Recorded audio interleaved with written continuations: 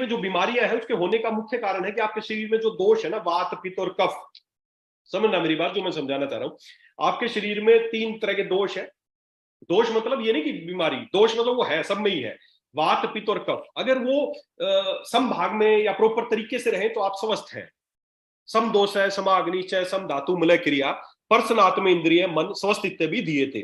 आयुर्वेद का पहला स्वस्थ व्यक्ति की परिभाषा क्या है? सम दोष है जिसके दोष सम हो, जिसमें वात पित्त का सम मात्रा में हो। सम दोष है, समाग्निश्चय जिसकी जाठराग्नि प्रॉपर हो, जिसको पाचन। एलोपैथी क्या बोलता है? स्वस्थ कौन है? जो मेंटली और फिजिकली हेल्दी हो, स्वस्थ है। आयुर्वेद देखिए, आयुर्वेद कितना बारीकी से मानता है स्वस्थ कौन है। सम दोष है जिसके दोष सम हो, समाग्निश्चय जिसकी अग्नि सम हो। सम दोष है, समाग्निश्चय, सम धातु जिसकी सप्त धातुएं रस रक्त मांस मेद अस्थि मज्जा और शुक्र, ये सप्त धातुएं समान मात्रा में हो। सम दोष है, समाग्निश्चय, सम धातु मलय क्रिया जिसकी मल क्रिया, उसको फ्रेश होना, ये सब प्रॉपर होता हो। सोचिए कितनी गहराई से उन्होंने एक स्वस्थ व्यक्ति की परिभाषा बताई है। आयुर्वेद में स्वस्थ व्यक्ति की परिभाषा है सम दोष है, समाग्निश्चय, सम धातु मलय क्रिया, प्रसन्न आत्मे इंद्रिय मन जिसका आत्मा मन और इंद्रिया प्रसन्न हो, खुश हो, स्वस्थ इत्यादि दिए थे, वो आदमी स्वस्थ है।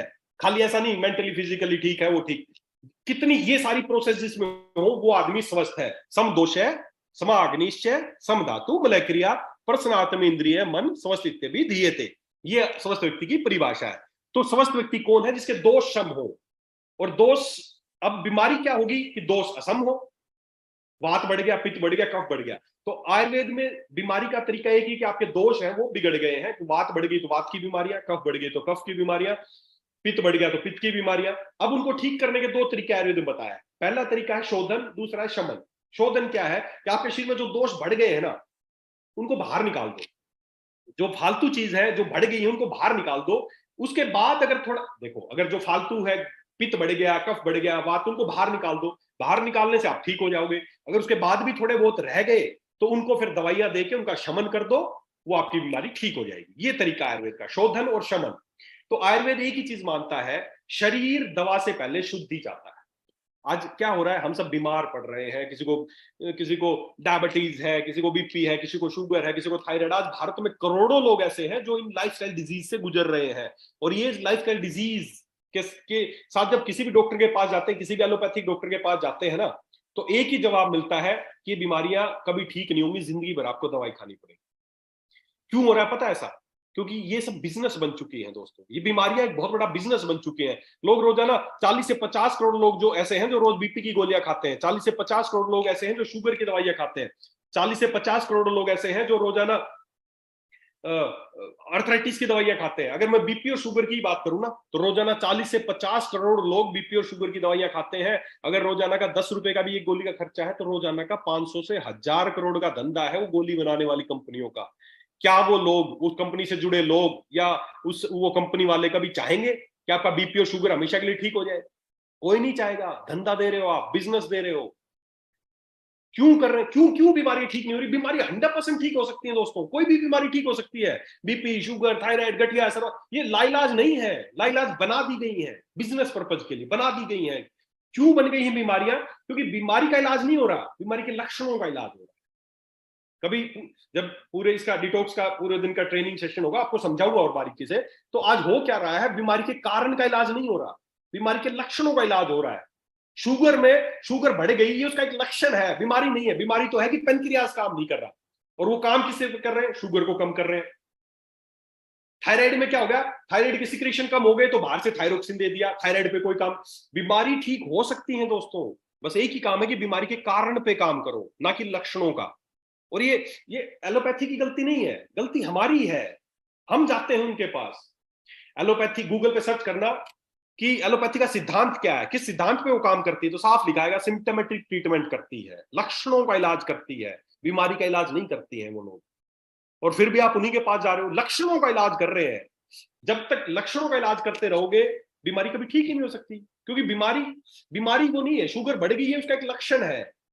आपको कहीं दर्द हो रहा है, दर्द एक लक्षण है, दर्द बीमारी नहीं है।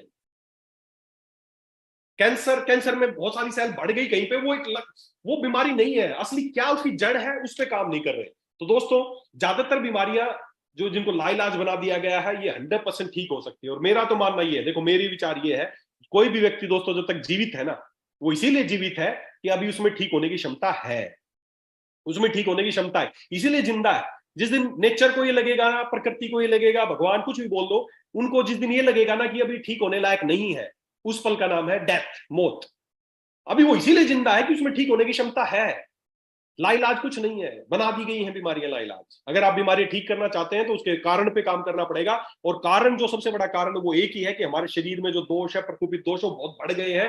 हम उनका दवाइयों से शमन करना चाह रहे हैं, दवाइयां खिला खिला के, और शमन नहीं हो रहा है। तो सबसे पहले अगर कोई बीमारी ठीक करना चाहते हैं तो उसका एक ही तरीका है कि जो शरीर के दोष बढ़ गए हैं, प्रकोपित हो गए हैं, उनको शरीर से बाहर निकाल दो, शरीर को शुद्ध करो, फिर दवा की जरूरत पड़ेगी। अगर हो सकता है जरूरत पड़े, हो सकता है किसी दवा की जरूरत ना पड़े और आप वैसे ही ठीक हो जाए। दोस्तों मेरी बात सोचो, सुनो एक बार ध्यान से। आपने कभी घर में कुत्ता बिल्ली कोई कुछ ऐसा पाला है क्या? कभी कुछ आप बहुत सारे लोगों ने देखा होगा ना, कोई भी आप पेट पालते हैं घर में, कुत्ता पाला होगा या कोई भी। आप देखना, जब आपका कभी जो पेट आपने पाला कभी मान लो बीमार पड़ गया है ना, बीमार पड़ गया, तो बीमार पड़ता है तो आप देखना वो क्या करता है। वो खुला छोड़ दो उसको, बाहर जाता है, घास पत्ते खाता है, वोमिटिंग करता है, और उसके बाद उसकी बीमारी ठीक हो जाती है। कुत्ता भी ऐसा ही करता है, बिल्ली भी ऐसा ही करती है, और शेर भी ऐसा ही करता है। जंगल का जो सबसे हिंसक प्राणी शेर, वो भी ऐसा ही करता है। जब वो कभी बीमार पड़ता है तो घास सब कुछ छोड़ता है, घास पत्ते खाने लगता है, वोमिटिंग करता है, उसकी बीमारी ठीक हो जाती है। दोस्तों ये है बीमारियों को ठीक होने का तरीका। सीखिए जानवरों से।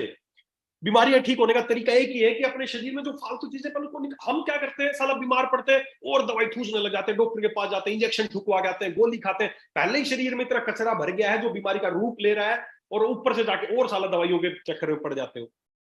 नहीं दोस्तों, कभी ठीक नहीं होगी आपकी शुगर। शुगर 21 दिन में ठीक हो सकती है, हमेशा के लिए ठीक हो सकती है। थायराइड 1 महीने में ठीक हो सकती है, हमेशा के लिए ठीक हो सकती है।